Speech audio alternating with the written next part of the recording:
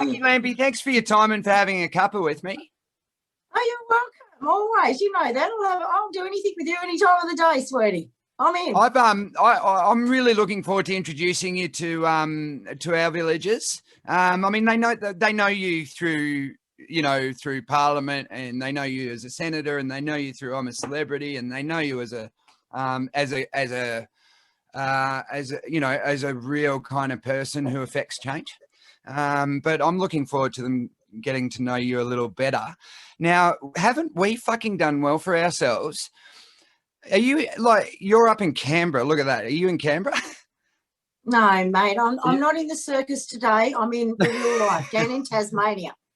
I was worried because it looks a bit Canberra-ish in the background. No. I've been there to your office though. I should recognise. Yeah, you have. Yeah. So, no, Canberra. I fly back up to the circus on Sunday, mate.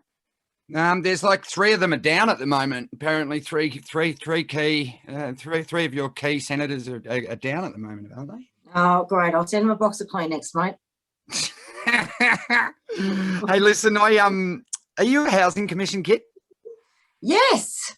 Well, I'm a housing commission kid too. So, and yeah, I've got I can tell. I've got my shitty little podcast, and you've got your little senatorial career. We've done all right, haven't we?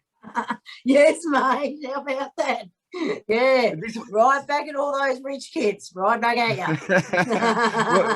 one of the things I've been looking forward to about this chat is kind of exploring your background. It's what makes Jacqui Lambie tick is a question that I'm interested in answering always, because we live in a world of pigeonholes. And I think the human brain, I don't know whether this is right, guys, but the human brain is apparently only capable of taking on about 200 relationships. So it means that you end up kind of just narrowing everyone down to fit your 200. And it can lead to you kind of really minimizing and narrowing down your own loved ones. Have you gone through the point where you're like, fuck, I don't even think people who know me understand me? No, not. I think because I've been very brutally honest about my past. I've had a lot of that is out there. I've read my own book, so I think I do relate to things in the Senate when I'm talking about them that usually, I've had a touch of or whatever as well. So I think being very open and honest is that I think a lot of people, they see me coming out as a wrecking ball when I give Miley Cyrus a run for her money that first couple of years in Parliament. And I think they've all seen me watch and grow. And I think I personally speak to them as if it's not just coming from a speech, but, I'm actually out there personally. I speak to them, like you do when you're on stage, mate. You just sit there like you're at the freaking bar with them. That's what I do. That's how you're one of the very few real people in politics. I mean, you look at half of them and you're like, are you human? Do you even speak human? Do you know what I mean? Yeah, mate. It's like beam me up Scotty stuff. Yeah, that's right. Yeah, there's a lot of that I reckon there'd be a lot of that in Parliament, because there's a lot of that in showbiz. Oh, no, it's a real shame, though, because there is some really, there is some decent people up there, but they've got to toe the party line. So they can only say what they need to say. Other than that, shut up and sit on the backbench and you're just a number. The one thing I noticed that out of all the MPs and parliamentarians that I met is that they all got into it for the right reasons, just like everyone in not-for-profit got into it for the right reasons. It's genuinely filled. I do think that Canberra is genuinely filled with people who are who get into the game, trying to make a positive impact and a positive difference for their constituents. I've not had because my background suggested to me that there was one side and another side.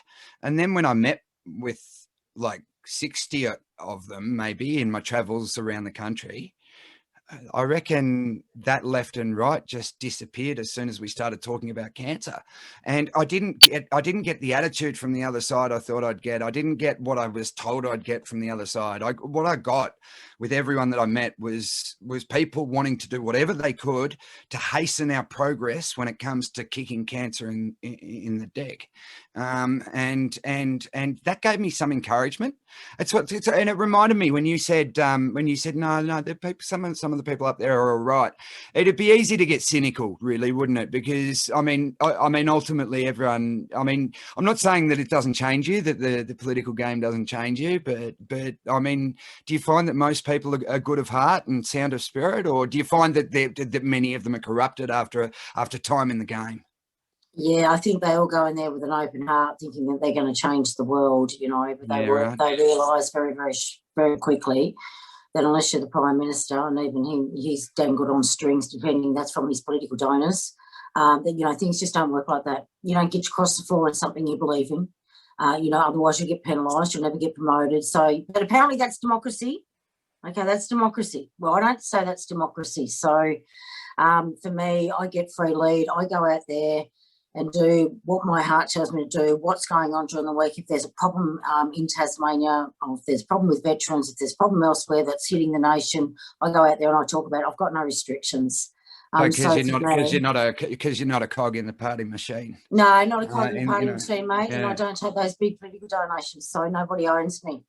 You know, One so thing, therefore do the right thing. One thing that you and I have got a lot in common is that we're in touch with what I suppose would be called Real Australia, in the sense that we operate kind of what do you call them? Like grassroots.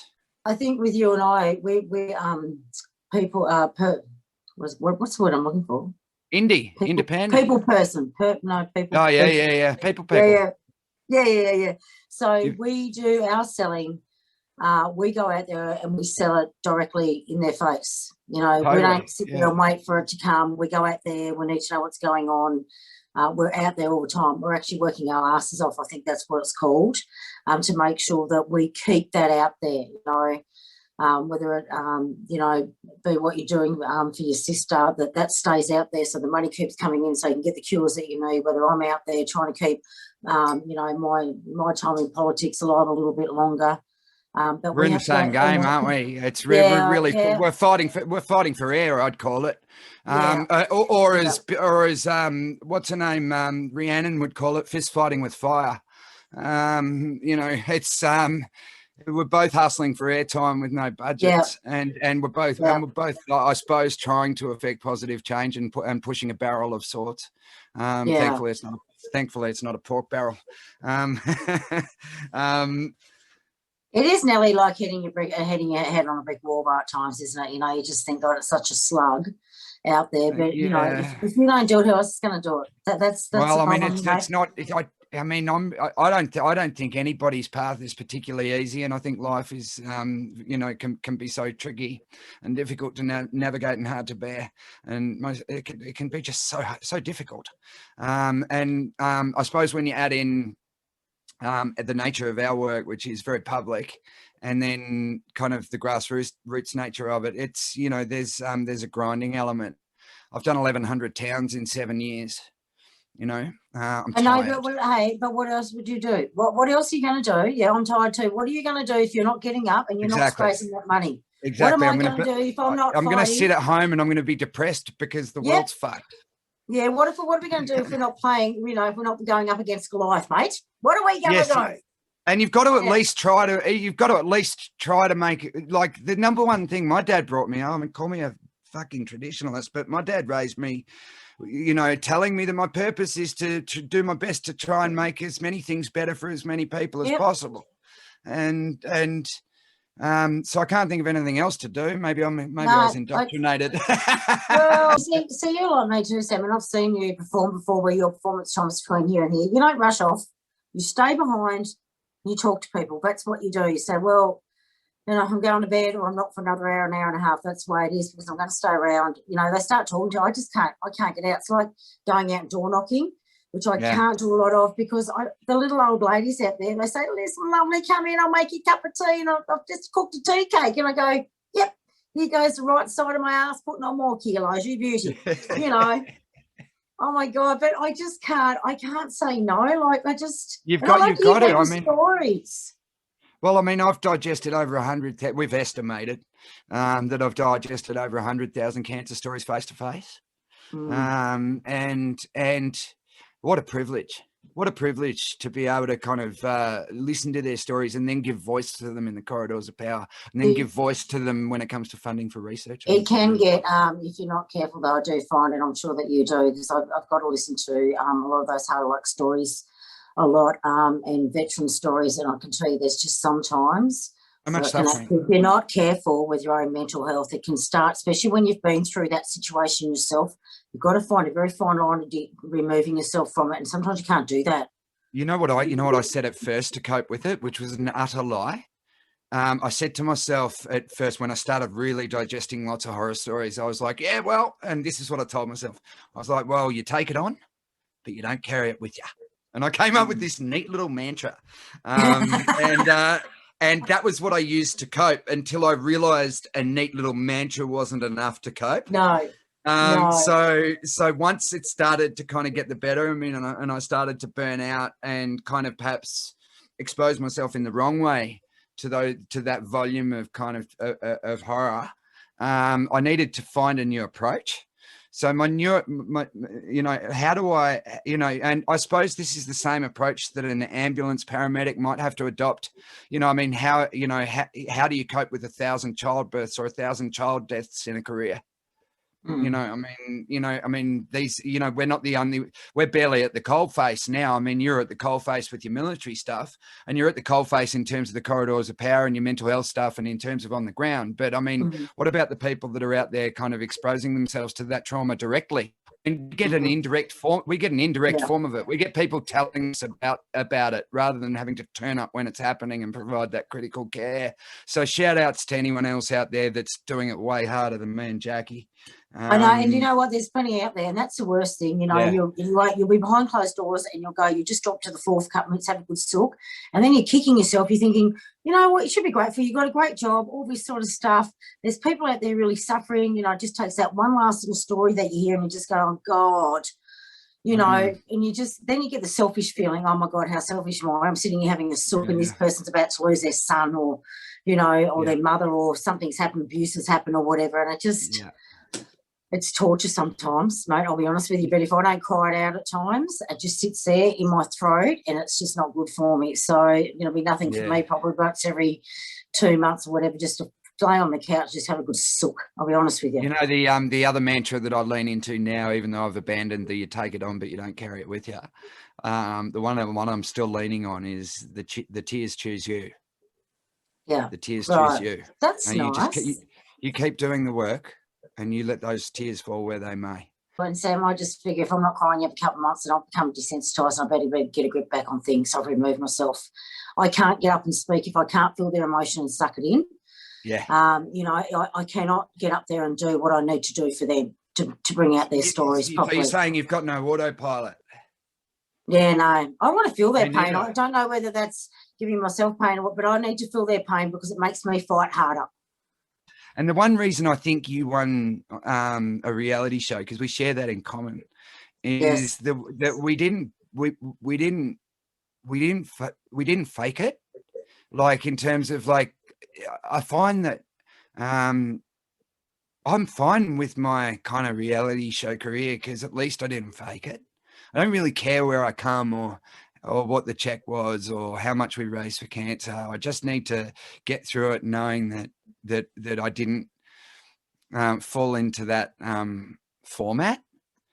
And I think if you can be yourself and not fall into the kind of the vortex, then you have a chance of coming out of those experiences positively. You got back in as a senator on the back of a reality show appearance, and I launched a major fundraising campaign off the back of mine and experienced another resurgence in my fundraising career.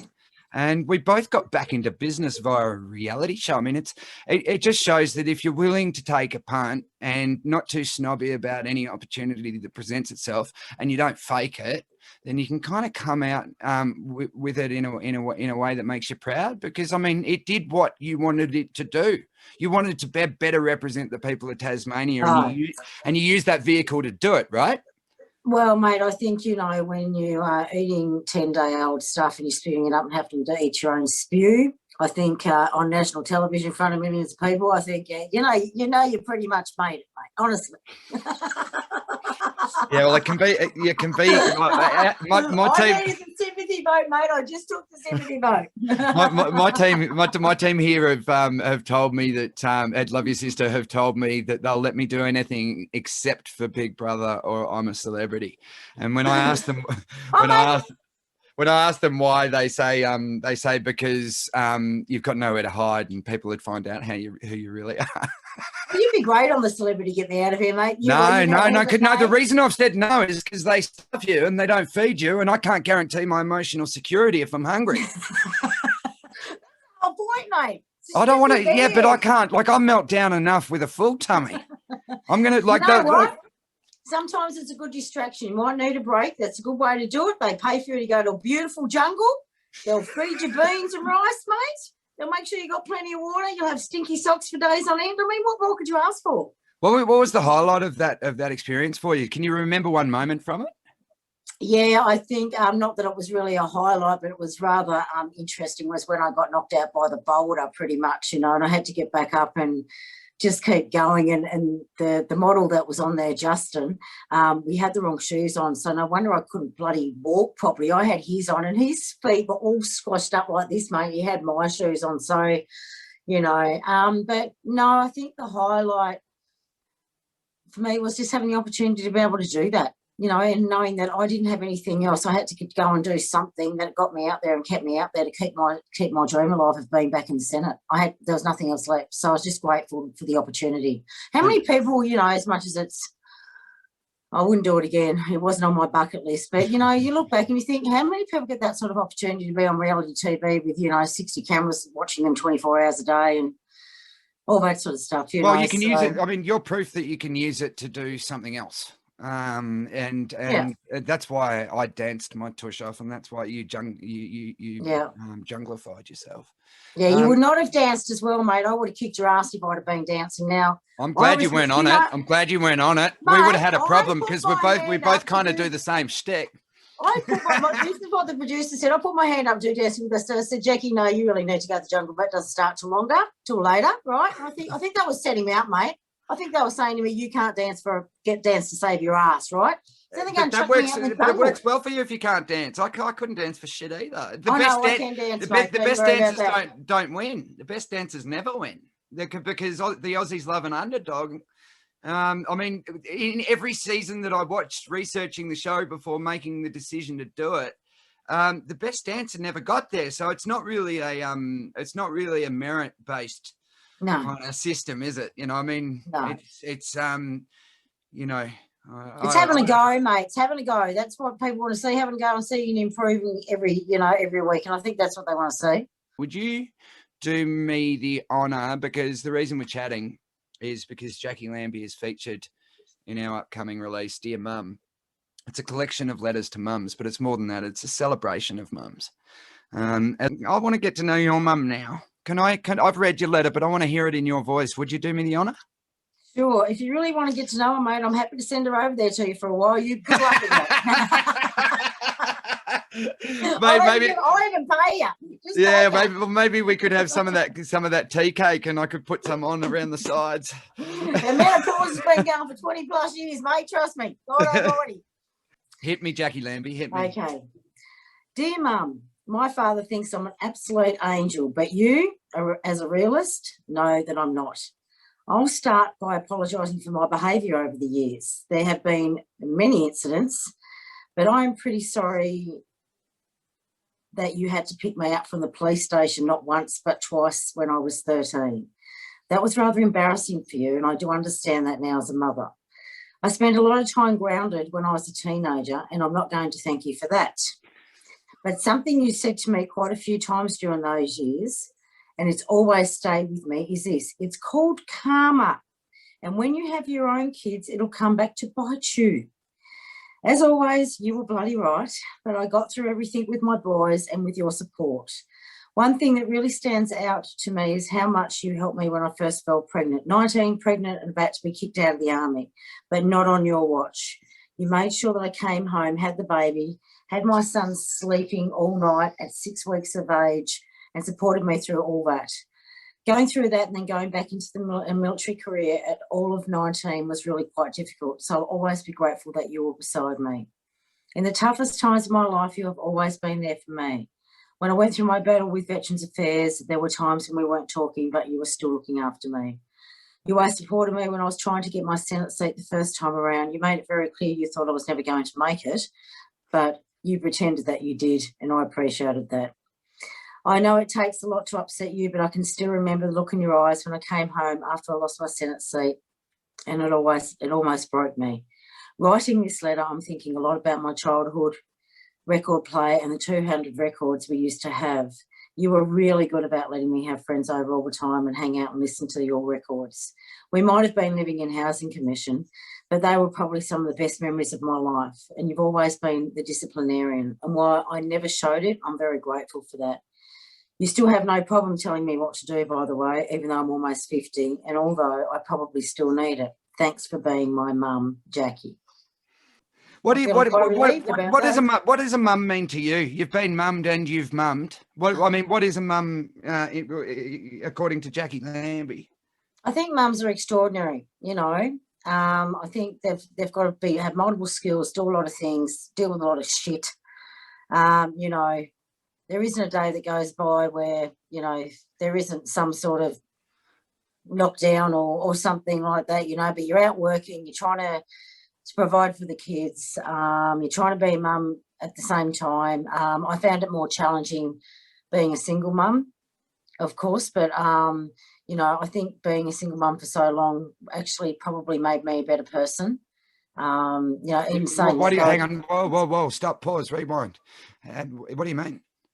Well, I think for me it's pretty tough. Like being a single mum out there is pretty tough. And even though I had family support and they had their dad's support as well, you know, I separated with him in late 1990s, and just going through all that and bringing up two boys during that period, especially while I was sick and everything else, was really, really, really difficult. Even with all the family support and with their dad's support as well, without being with him. But that, you know, I think I wasn't just their mother, I was their sister, I was their best friend, you know, so there's quite a mixture there. You really can't, sometimes when you're in that sort of situation, you're actually, I wouldn't say I was like a mother, it was more like you had to be their sister, their best friend. You know, I was quite young at 19 to have my first child, so you just have to handle things differently than what you do when you've got a partner, because you've got a lot to deal with. Do you reckon that in a way that single parenthood kind of shaped you for your kind of senatorial kind of pathway? Like, would you have wanted to fight so hard for people in a senatorial sense if you hadn't had to have fought so hard yourself? No, because I wouldn't know what that was like to go through it. You know, so having that experience, going through life's experiences and learning not out of a textbook, but by real life, actually makes you a better person. Mm-hmm. You know, because you feel all that you've got to go through. You've got to know what it's like when your fridge breaks down and you've got a bloody esky under the fridge, under the shed, mate, for 3 weeks, filling it up with ice, you know, and trying to get it in the dark so your ice lasts longer because you've got no frigging money. You know, if you don't go through that, what it's like to be driving around a car without paying your rego because you know you can't afford it for another 6 bloody weeks.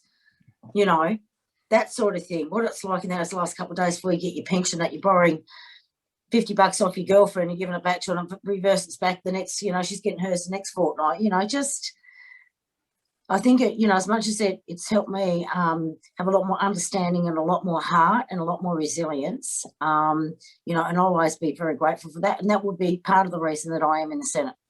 I reckon part of the reason I'm in cancer fundraising is because when my sister was 11, she got cancer. And then when she was 22, she got cancer. And then when she was 33, she got cancer. I mean, I ended up just going, all right, well, fuck this. We'll work on this then. It's kind of like there's an expression in the not-for-profit game. I'm not sure whether it exists in your world, but I kind of like it, and I'm keen for your thoughts on it. The cause chooses you. Yeah, I think so. And when you walk through it, you know, it's like, you know, you want to beat that bastard cancer. You want to throw every big cent up. You want to get the solution so nobody has to go through this shit anymore. You know, I don't want people to be poor out there, having to go through a single mum or having to go through a compensation system where it drives them to a point of trying to take their own lives. I don't want to see that. And there's no reason for that. You know, so for me, it's like get up and fight it, fight the system, you know, and hopefully you can beat it. But if you're not trying to at least fight the system and come up with the answers or the solutions or, you know, the medicine that's needed to make sure this doesn't take out any more women, you know, you have to ask, why do you know, we're fighters. We just get up in the morning to do that. And that's what makes us who we are. Yeah. I mean, life forces us to fight, and we're lucky enough to have been able to have survived it enough to continue the fight. You know, and plenty of people fall all around us, and what a gift it is to be able to see some people through. Yeah, absolutely. Yeah, if you can make a difference in someone's life, you know, by helping them, especially even if it's just through a little bit of money, and you can see them getting back on their feet, or that, you know something where there's some special treatment, or they're seeing some trial drugs, and you're running around doing your thing. Go, actually, I reckon you're a candidate for that. Here's the number, give them a ring. You know, that one phone call can make a significant difference. So you are sharing your knowledge with others that may just save them as well. It may not be money. Yeah, it comes back to do something. Yeah, we'll do something. Yeah, fight the bloody thing. Yeah, fight the bastard thing and do it. Yeah. On that Yeah. note, I think that's a great note for us to end on. I know you've got work to do, and as do I. Are you open to having another chat down the road if this podcast is any good and people end up listening to it? Well, they listen to me, mate. I don't know much about you. They fast forward through your bits. I'm always open to talking to you. Whatever you need me for, you know that. I'm all yours. All right, good stuff. And I look forward to sharing a wine when we're next in the same state as well. I haven't been able to tour because of COVID, but next time I'm in Tassie, I'll look you up. That'd be great. I'll make sure we've got a crayfish. They're still going cheap, mate. The Chinese still ain't buying them, which is great for the locals. Good job, Jacqui Lambie. Love you. Good on you. Love you too, sweets. Keep going. See you, darling. Bye.